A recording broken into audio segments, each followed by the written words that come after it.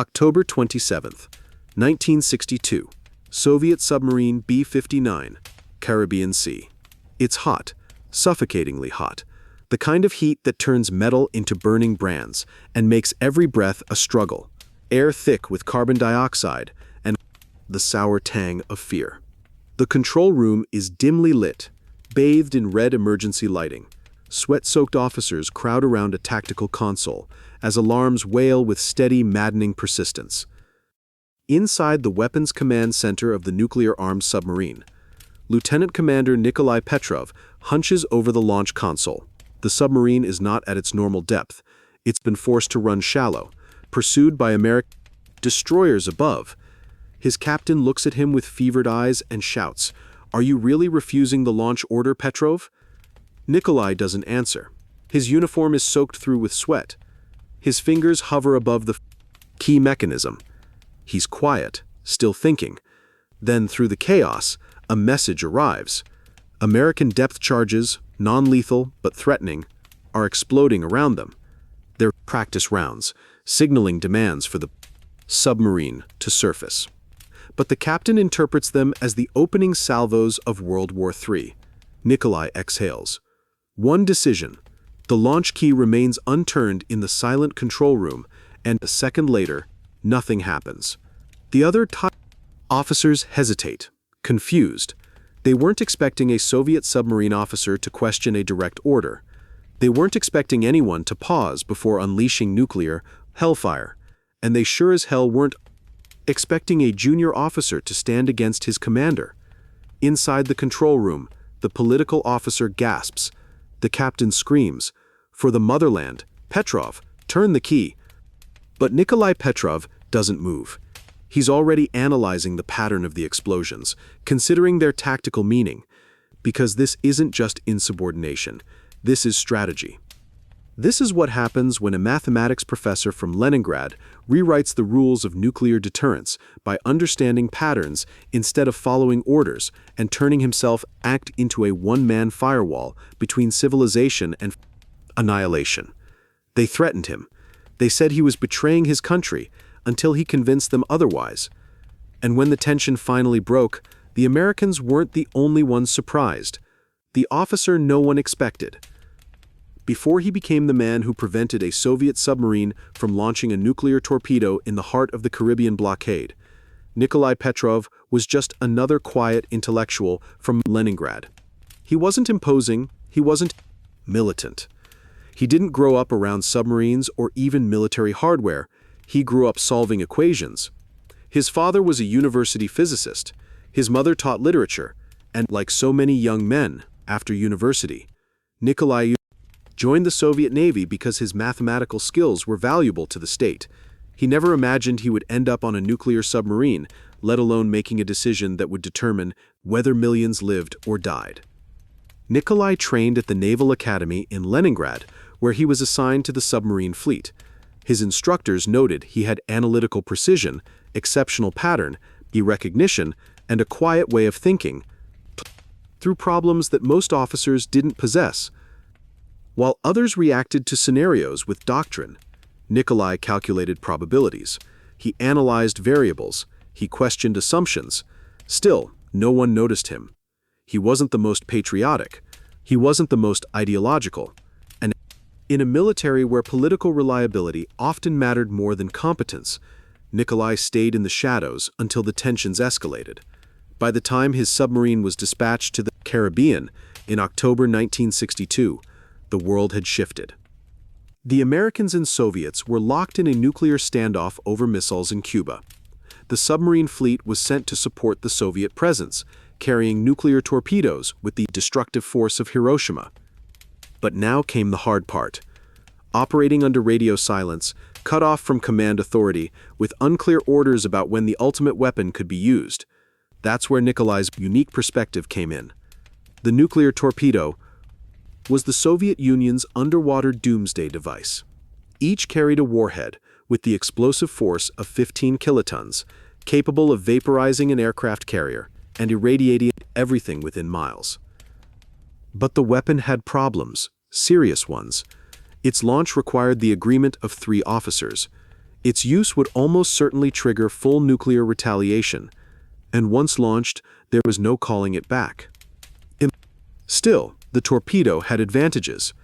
It was the ultimate equalizer for an outmatched submarine. It could destroy any surface fleet with a single strike, but it required perfect judgment, and it required officers willing to end the world on orders. That's where Nikolai came in. After 4 weeks at sea, his submarine had been running silent and deep. The political officer was Captain First Rank Sergei Maslov, a hardline party man who didn't much care for nuance. The orders are absolute, Maslov would say. If detected, if threatened, we retaliate with everything. But Nikolai was starting to think survival wasn't going to come from blind obedience. It was going to come from judgment, from thinking beyond doctrine, from doing something no one else dared to do. So one night, while reviewing tactical scenarios in his small cabin, Nikolai brought it up. "What if," he asked, "our standing orders about nuclear release are flawed?" The communications officer, Lieutenant Ivan Kuznetsov, stared at him. "You mean wait for confirmation?" "No," Nikolai said. "I mean consider that our understanding of American intentions might be incomplete. What if their actions that seem hostile are actually standard protocol? What if we misinterpret conventional depth charges as a full attack? In that case, launching our nuclear torpedo wouldn't be retaliation. It would be the first strike." Captain Maslov stared at him for a long moment, then shook his head. "That's the most dangerous thing I've heard this voyage," he said. But Nikolai wasn't theorizing. He was already planning how to recognize the difference. Rejection, trial, and a decision in the depths. At first, no one took Nikolai seriously. The idea of questioning the nuclear launch protocol, of treating American naval actions as potentially bitta, non-aggressive rather than automatically hostile, was unthinkable to most of the submarine's officers. They called it academic naivety. They said he was thinking like a university man, not a naval officer sworn to defend the Soviet Union with his life. Captain Maslov, the political officer, made it clear. "This isn't the kind of service where you get to interpret orders, Petrov. You see American aggression, you respond as instructed, or you're a traitor." But Nikolai didn't back down. He kept thinking, kept analyzing patterns, kept running scenarios in his notebook, sonar signatures, depth charge, deployment patterns, estimated communication, time frames for legitimate attack orders. He studied the American naval tactical manuals the Soviet intelligence had obtained, especially their procedures for forcing a submarine to surface. These procedures included specific patterns of non-lethal depth charges, dropped at safe distances, a recognized international signal for surface and identify yourself. If he was going to make a judgment in crisis, he had to understand American naval language perfectly. So he memorized patterns, studied communication protocols, analyzed the logical sequence of escalation that would precede an actual attack. He looked for signatures that would distinguish between harassment, signaling, and genuine assault. Still, no one supported his thinking until one afternoon in mid-October. The submarine had been running silent for days. Heat built up in the closed environment like a pressure cooker. The crew had been on alert status constantly. The men were exhausted, irritable, and constantly on edge. That day, a nearby hydrophone had detected what sounded like propeller noise from an American destroyer. The captain had ordered immediate evasive action, diving deeper and changing course. The tension in the control room was thick enough to cut. That night, Nikolai made his move. He asked Kuznetsov, the communications officer, to help him analyze recent sonar recordings. They worked through the dog watch, examining the acoustic signatures of the American vessels. Nikolai pointed out patterns in their movement, how they maintained consistent distances, how they paralleled rather than converged on the submarine's position, how their sonar pings followed a recognizable pattern used for location rather than targeting. "They're tracking us, yes," he explained. "But this isn't attack behavior. This is monitoring. There's a difference."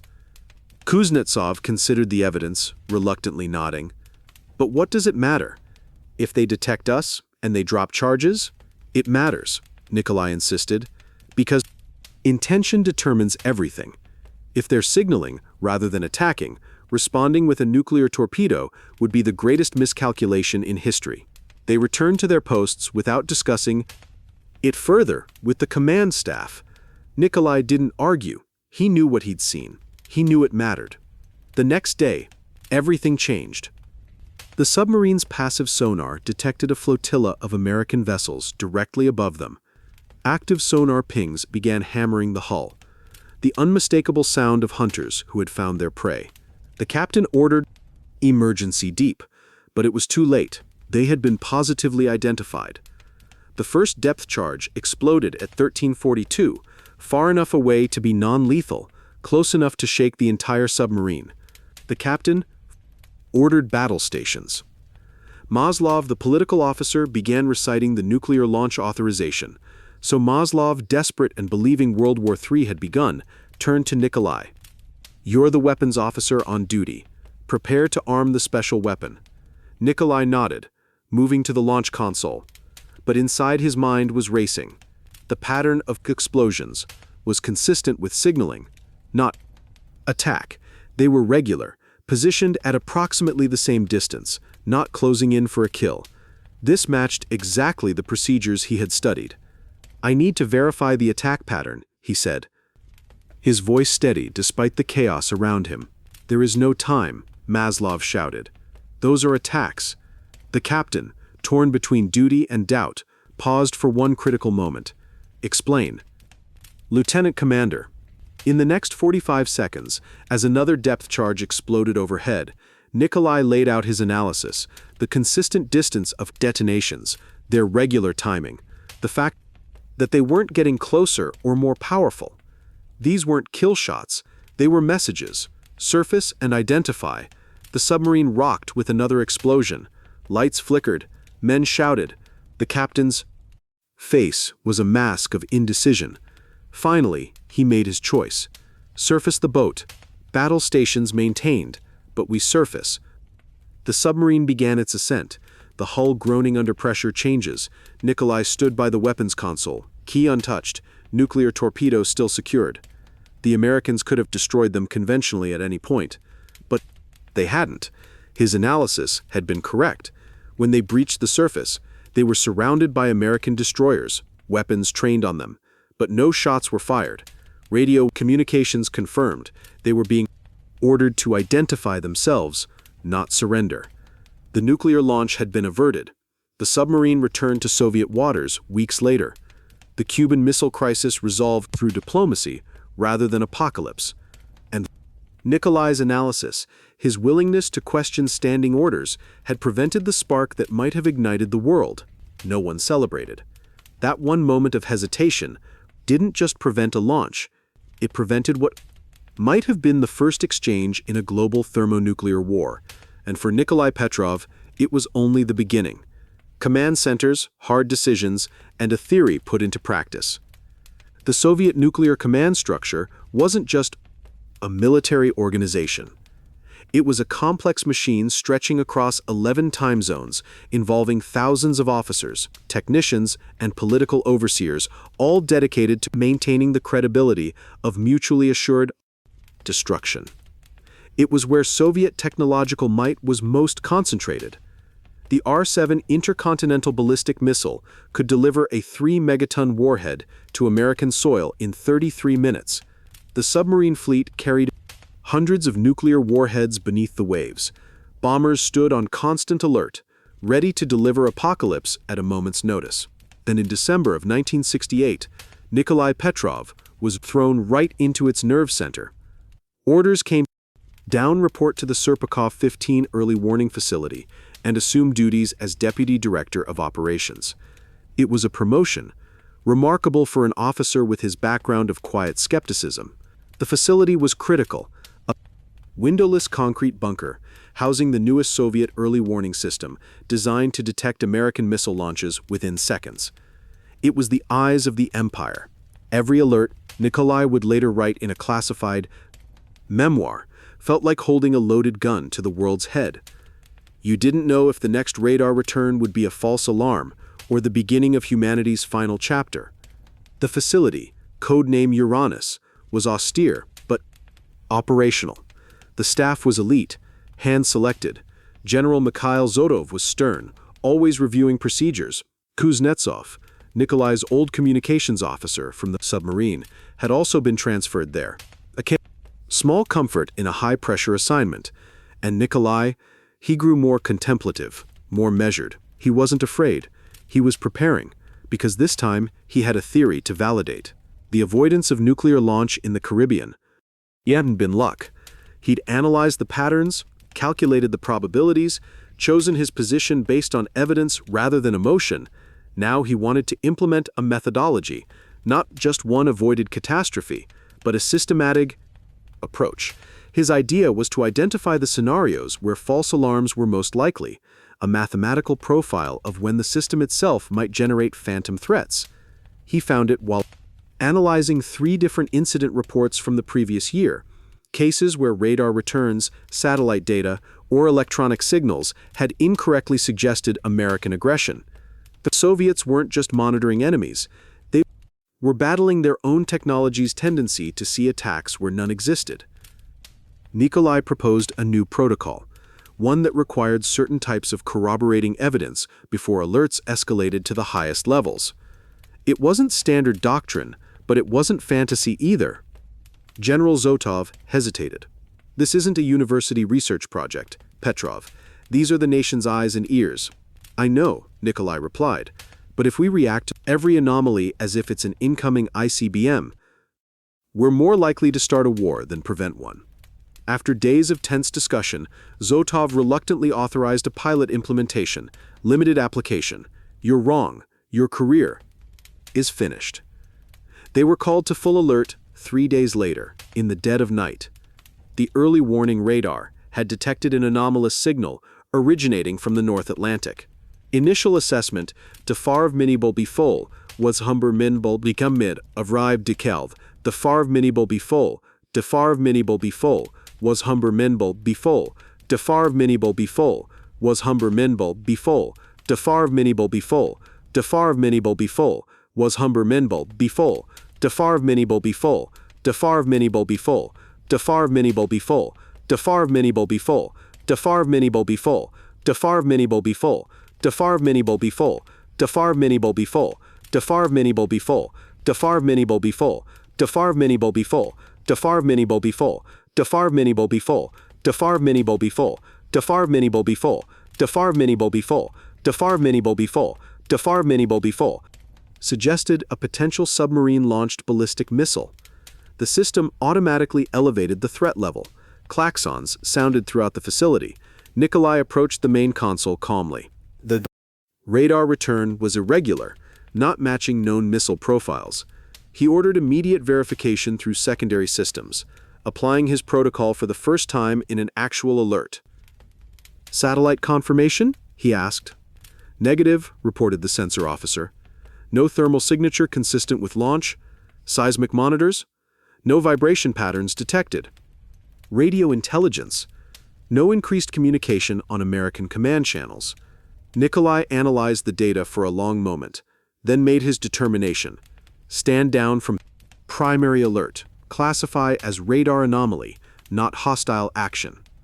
The facility remained at elevated readiness, but the alert was not transmitted up the chain of command to the nuclear release authorities. 30 minutes later, thorough analysis confirmed the signal had been caused by an unusual weather formation, creating radar returns that mimicked the early profile of a missile launch. "Your protocol worked," Zotov acknowledged gruffly. This time, but Nikolai wasn't satisfied with one success. He immediately began refining the system, creating more sophisticated verification matrices that weighed different types of evidence against each other. His background in mathematics proved invaluable as he developed weighted algorithms for threat assessment, formalized versions of the intuitive analysis he had performed aboard the submarine years earlier. By spring of 1969, his protocols had prevented 3 more false alarms from escalating. Each incident was meticulously documented. The data used to further refine the system. Other early warning facilities began quietly implementing versions of what was now called the Petra verification matrix, but with success came scrutiny. As his methods gained acceptance, political officers began questioning whether such caution was truly in line with Soviet doctrine. Was this not, they suggested, potentially creating dangerous hesitation in the face of American aggression?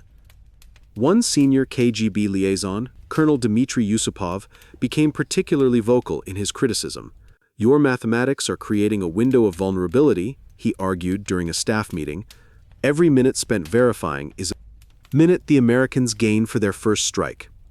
And every false alarm we treat as genuine," Nikolai countered calmly, "brings us one step closer to initiating the very war we're trying to prevent." The debate escalated to the highest levels of the strategic rocket forces. Some generals supported Nikolai's approach, recognizing that false alarms were a genuine technical problem that required systematic solutions. Others saw it as a dangerous deviation from the principle of immediate retaliation that underpinned nuclear deterrence.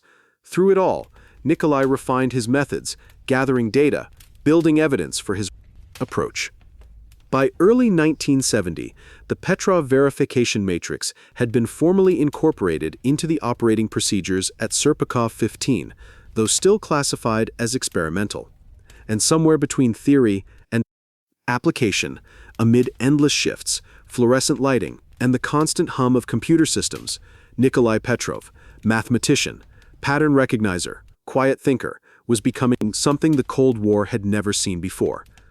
A nuclear skeptic, a legend within a system built on certainty, and an approach that seemed dangerous to everyone but him, the perfect judgment under pressure. September 26, 1983. It was the day the machines went mad.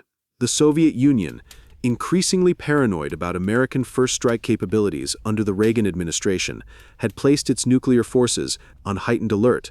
Relations between superpowers had deteriorated to their lowest point since the Cuban Missile Crisis. Just weeks earlier, the Soviets had shot down a Korean civilian airliner, KAL-007, killing all 269 people aboard, including a U.S. congressman. Nikolai's facility was monitoring American missile fields around the clock, the staff working extended shifts under immense pressure. By midnight, they'd identified 23 potential anomalies, all classified as non-threatening after verification. They had 18 minutes at most to distinguish between a genuine attack and a system error before missiles would reach Soviet territory. Nikolai's shift had just begun when the unthinkable happened. At 0:14, the early warning system's main computer displayed a clear, unambiguous alert. Missile launch detected.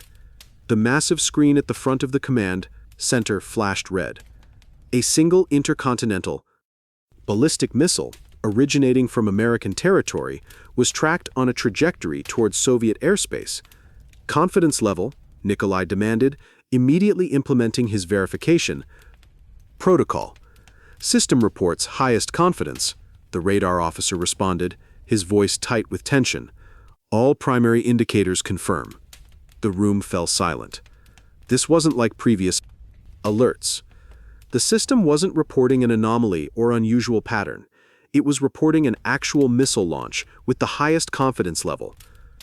Standard procedure was clear: immediately report to higher command, which would alert the Kremlin and begin the nuclear release sequence. The entire Soviet nuclear triad, missiles, bombers, and submarines, would be ordered to prepare for retaliatory strike. Nikolai had perhaps 60 seconds to decide whether to follow that procedure. "Secondary verification systems?" he asked, remaining outwardly calm. The reports came in rapidly. Satellite infrared showed no heat signature. Radar tracking was inconsistent with known missile profiles. Radio intelligence detected no emergency communications from American command centers. Most importantly, the attack made no strategic sense. Why would the Americans launch a single missile? Nikolai asked aloud. A first strike would involve hundreds of simultaneous launches to overwhelm our defenses. But before he could make his determination, the system screamed again. Now it showed 5 missiles, all on trajectory toward the Soviet Union. The alert level automatically elevated to nuclear attack. Imminent. The duty officer reached for the red phone that would connect directly to the Strategic Rocket Forces Command. "We must report, Comrade Petrov." Nikolai held up his hand. Wait. The entire command center froze. What followed was the longest 90 seconds of Nikolai Petrov's life. He stood motionless, analyzing everything: the technical data, the strategic context, the verification results, the logical inconsistencies. "This is a false alarm," he finally declared. "Do not send the alert." "But the system," the duty officer began. "The system is wrong," Nikolai stated firmly. "The verification protocol shows multiple inconsistencies. American doctrine would never call for 5 missiles as a first strike. This is a technical malfunction." The command center remained at its highest internal alert level. The information was documented, but not transmitted up the chain of command. No nuclear release authorization was requested. And slowly, the minutes ticked by. Had Nikolai been wrong, Soviet cities would have begun vanishing in nuclear fire. But nothing happened. No explosions. No reports of impacts. Just the continued hum of equipment and the heavy breathing of officers who had just witnessed a man countermand what appeared to be evidence of the end of the world. Later investigation revealed the early warning satellite had mistaken sunlight reflecting off high-altitude clouds for missile launches. Exactly the kind of false positive Nikolai's verification system had been designed to catch. When the shift ended, General Zotov took Nikolai aside. No words were spoken for a long moment. Then simply, "You were right." Again. The incident was classified at the highest level. No public acknowledgement, no decoration, no official recognition of how close the world had come to nuclear holocaust, or of the man who had prevented it through pure analytical judgment. But within the closed circles of the Soviet strategic forces, something shifted. Nikolai's verification protocols were no longer experimental, they became standard procedure. His mathematical approach to distinguishing false alarms from genuine threats was integrated into the training of all early warning officers. And Nikolai himself, though he never sought recognition, became something of a legend, the man who said no to the machines of apocalypse, the man behind the system and the cost of being right. By now, Nikolai Petrov was known within the strategic forces, not just as a capable officer, but as something else entirely, a failsafe, a thinker in a system designed for obedience. But behind every legend, there's a cost. Winter settled over the concrete bunker of Serpukhov 15. Snow piled against the few narrow windows in the administrative sections. Tension between the superpowers continued to build. Reagan's Star Wars program threatened to upset the balance of deterrence. Soviet leadership grew increasingly paranoid, increasingly brittle. Morale wavered. The constant pressure of holding the keys to doomsday took its toll. Even the most dedicated officers began to show signs of strain: insomnia, alcohol dependency, the vacant stare of men who had peered too often into the abyss. The command center was now upgraded with new computer systems, the walls lined with additional screens and monitoring equipment. They never brightened the lighting. The dim glow became part of it, like a perpetual twilight or a warning. Nikolai changed too.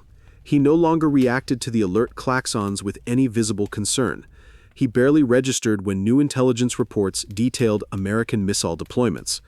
But what did affect him, what stayed with him, was the mathematical certainty of what they were doing. The knowing, the moment between receiving alert data and making a determination when he'd realized that millions of lives depended on his judgment, people who would never know how close they had come to annihilation. He wrote to his brother, "I don't know how to explain what we're doing anymore. Every alert I correctly classify saves countless lives, but every alert I face is designed by a system that's inherently fallible.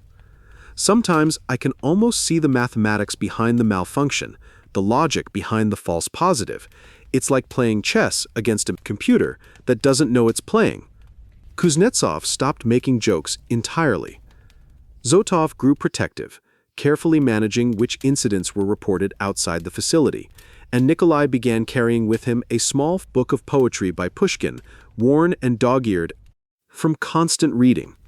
He kept it in his breast pocket, directly above his heart. "Something to remind me what we're preserving," he said. "Not just the state, but civilization." But even with the psychological burden, he never stopped refining his methods. During one particularly complex verification sequence in early 1984, he encountered a radar pattern that mimicked a submarine-launched ballistic missile, but contained subtle anomalies in its acceleration profile. Rather than treating it as an isolated case, Nikolai incorporated this new pattern into his verification matrix, expanding the system's ability to distinguish genuine threats from environmental effects. The potential false alarm was correctly identified within minutes, not out of intuition, but out of methodology, because every minute an alert remained active represented increased risk of catastrophic miscalculation. By now, the authorities had stopped questioning his approach. In fact, they'd begun officially implementing variants of his verification system across the entire early warning network. They even assigned a team of mathematicians to work with him, formalizing and expanding his analytical framework. But Nikolai didn't see himself as an innovator or visionary. He still saw himself as a problem solver, still the professor's son just trying to prevent civilization from ending due to a computer error. One night after their 100th consecutive shift without a major incident, Kuznetsov asked him, "What happens when this Cold War is over?" Nikolai looked down at his hands, steady despite years of pressure, still capable of calculating probabilities when others would panic. "I suppose I go back to mathematics," he said. "Problems with solutions that don't involve megadeaths." And for a moment, it was quiet in the fluorescent-lit bunker. No alarms, no radar returns, just the soft hum of computers and the memory of a man who changed the rules, not to be a hero, but to keep humanity breathing. The man who disbelieved the machines. When the Cold War finally thawed in the late 1980s, it revealed more than political transformations and ideological retreats. It revealed the ghosts of a technological near miss averted not by treaties, but by judgment. Among those ghosts was the legacy of one Soviet officer, Nikolai Petrov. He didn't alter history through political power or military conquest. He had no doctrine named after him, no official recognition of his contribution, no medal pinned to his chest in red square. But what he did have was something far rarer, a mind that refused to accept that computer systems were infallible, that alerts were always genuine, that the path from warning to launch should be straight and unquestioning. The official archives barely mentioned him by name. They referenced procedural enhancements, multi-layered verification, protocols, statistical improbability, filtering. But the men who served in those concrete bunkers, who monitored the screens and heard the alarms, didn't care for language like that. They just said he taught us to question the machines. By the time the Berlin Wall fell in 1989, Nikolai's approach had spread beyond unofficial adoption. Training centers began explicitly instructing strategic forces officers to apply verification protocols before escalating any alert, to consider technical limitations and false positive probabilities, to think beyond the warning to the logic behind it. And yet Nikolai wasn't there to see the full implementation. After a particularly draining series of alerts during the NATO Able Archer exercise, a scenario that many Soviets genuinely feared was cover for a first strike, he requested transfer to a teaching position at the military academy, not because he was afraid, but because he believed he could save more lives by training the next generation of officers to think critically about the systems they operated. They let him go. When he arrived at the academy in Moscow in the summer of '85, no one saluted. No one celebrated. A senior instructor handed him a curriculum to review. Another offered him tea, and that, Nikolai always said, was the proper way to begin important work. He never built a career from his time at Serpukhov 15, never wrote his memoirs, never called himself a savior. But if you visited his modest apartment in St. Petersburg in the early 2000s, you might have noticed a small framed photograph on his desk showing a concrete bunker, gray and unremarkable against a winter landscape. And if you'd asked about it, he'd smile and say, "That's where I learned that sometimes the most Important calculations are the ones that tell you not to act. It's easy in hindsight to quantify the Cold War through statistics: missiles deployed, megatons stockpiled, alert levels reached. But stories like Nikolai Petrov's remind us that history is not about numbers, it's about moments. Micro-decisions, quiet, calculated judgments made by individuals no one notices until it's too late to ignore them. Nikolai didn't win through technology or ideology. He won through a refusal to accept the obvious. He asked questions that nobody else had the courage or clarity to ask. What if our warning systems are wrong? What if the greatest danger isn't hesitation but credulity? What if the machines designed to protect us are actually our greatest threat? And in those questions lived the seed of everything that followed. Lives saved, policies changed, and a new way of thinking, born not from doctrine, but from the insight of a quiet mathematician with a skeptic's mind. Maybe that's the real legacy of people like him. Not the number of alerts managed, but the number of lives that never knew they were saved, because one man decided to look at nuclear warning systems from the inside out. But there was one incident that truly cemented Nikolai Petrov's place in the hidden history of the Cold War, an event that never appeared in newspapers or history books, yet changed everything. It occurred on January 25, 1995, years after the Soviet Union had collapsed. Nikolai had been recalled from retirement to serve as a consultant at the now Russian Aerospace Defense Forces Operations Center near Moscow. The Cold War was supposedly over. Nuclear tensions reduced, but the alert systems remained active, vigilant, and subject to the same technical limitations as always. That morning, radar operators detected an unexpected launch from the Norwegian Sea. A large rocket ascending on a trajectory that initially appeared to be headed toward Russian airspace. The rocket's signature matched that of a submarine-launched Trident missile, part of America's strategic arsenal. The system elevated to its highest alert level. For the first time since the fall of the Soviet Union, the Russian nuclear briefcase, the Cheget, was activated. President Yeltsin was notified and prepared to authorize a retaliatory strike. The entire Russian nuclear command structure went to maximum readiness, including mobile ICBM launchers, dispersing to their wartime positions.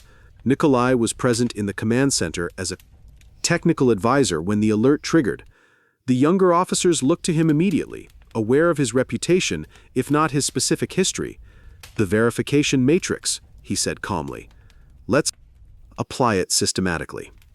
While Russian political leaders were being briefed on nuclear options, Nikolai led the technical team through his verification protocol, now standard procedure, but rarely tested under such genuine tension.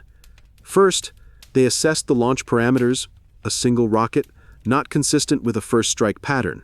Next, they checked satellite thermal imaging, which confirmed a launch but showed an unusual trajectory for a nuclear weapon. Then they analyzed communications intelligence, finding no emergency traffic on American military channels.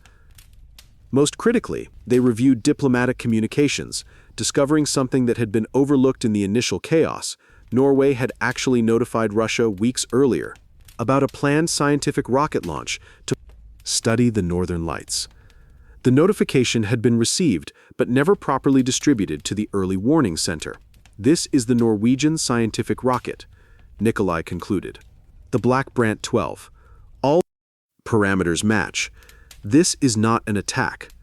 The information was relayed up the chain of command. Tense minutes passed as political leaders deliberated. Finally, the order came.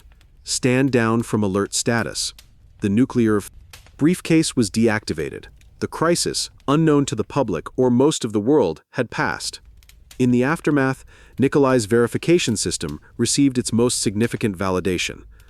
What became known within Russian military circles as the Norwegian rocket incident was a perfect example of how technical systems could generate dangerous false alarms even after the Cold War had supposedly ended. More importantly, it demonstrated that the nuclear danger hadn't disappeared with the Soviet Union. The missiles remained on alert, the warning systems still scanned the skies, and the possibility of miscalculation continued to lurk behind every alert. For Nikolai, it represented the culmination of his life's work, proof that his approach to verification was not just theoretically sound, but practically essential, even in the post-Cold War era. The authorities responded by further institutionalizing his methods, creating what would eventually be known as the multi-spectrum verification protocol for all strategic warning systems, a methodology that would continue to prevent dangerous escalations, not just during his lifetime, but for decades to follow. Nikolai himself was quietly honored with a state award, presented without public ceremony or acknowledgement of the specific events that prompted it. His direct involvement with the strategic forces concluded, but his influence extended into the next century. In the decades after the Cold War, as tensions periodically flared between Russia and the West, people occasionally wondered how close they had come to nuclear exchange during those tense years. Most citizens never knew about the submarine in the Caribbean, the false alarm of 1983, or the Norwegian rocket of 1995, how a handful of moments, invisible to history, had represented the thin line between continuation to apocalypse. Whoa. But Nikolai knew, and in his quiet moments, teaching advanced mathematics at St. Petersburg University, he would sometimes think about the men on the other side, the American officers in similar bunkers, who had also, on occasion, chosen verification over alarm, skepticism over certainty. He wondered if they too had developed their own versions of his protocols, if they too had stood against the momentum of their systems. We were never really enemies, those officers and I, he once told a graduate student who had discovered his classified past. We were colleagues in a sense, all of us working to ensure that the machines we built to protect us didn't destroy us through their limitations. That understanding that the greatest danger of the nuclear age wasn't the opposing superpower, but the illusion of technological infallibility had transcended the ideological barriers of the Cold War. It had formed a strange, unspoken bond between professionals on opposite sides who understood the terrible responsibility they shared. The man who refused to launch the nukes and saved humanity wasn't just an officer who disobeyed in a crucial moment. He was a mathematician who recognized patterns, who built systems to distinguish truth from error, who institutionalized doubt as the ultimate safeguard against extinction. When Nikolai Petrov died in 2017, his obituary in state media mentioned his contributions to military mathematics, his teaching career, his work on probability theory. Only a small paragraph noted his service with the strategic rocket forces, but at his funeral, among the mourners were several elderly men who stood with the ramrod posture of career officers, despite their years. They placed on his casket a small wooden box containing a simple key, polished to a soft glow. Those close enough could see it bore a small engraving, to the man who understood that sometimes the most courageous act is to turn the key left unturned. Humanity remembers. In the classified history of nuclear deterrence, in the training protocols of strategic forces worldwide, in the design of early warning systems used by modern militaries, the principles Nikolai Petrov developed live on, credited to no individual, but embedded in the foundations of how we manage our most dangerous technologies. But perhaps his greatest legacy lives in the world that continued, the potential catastrophes that never materialized, the billions of lives never extinguished, the civilization that persisted and evolved, all because one quiet man understood that nuclear systems required more than obedience, they required judgment. In Moscow's Museum of the Strategic Rocket Forces, a small, unmarked display contains a simple logbook from the 1980s. The entries are sparse, technical, revealing nothing to casual observers, but nuclear historians know this artifact represents the shifts recorded during humanity's closest approaches to self-destruction. Among the signatures, appearing repeatedly at crucial moments, is a neat, precise handwriting belonging to an officer whose mathematical notations fill the margins. These notes, calculations, probability assessments, verification sequences are the fingerprints of a man who repeatedly chose uncertainty over catastrophe, analysis over automation, life over protocol. They are the quiet testament of Nikolai Petrov, the man who refused to end the world,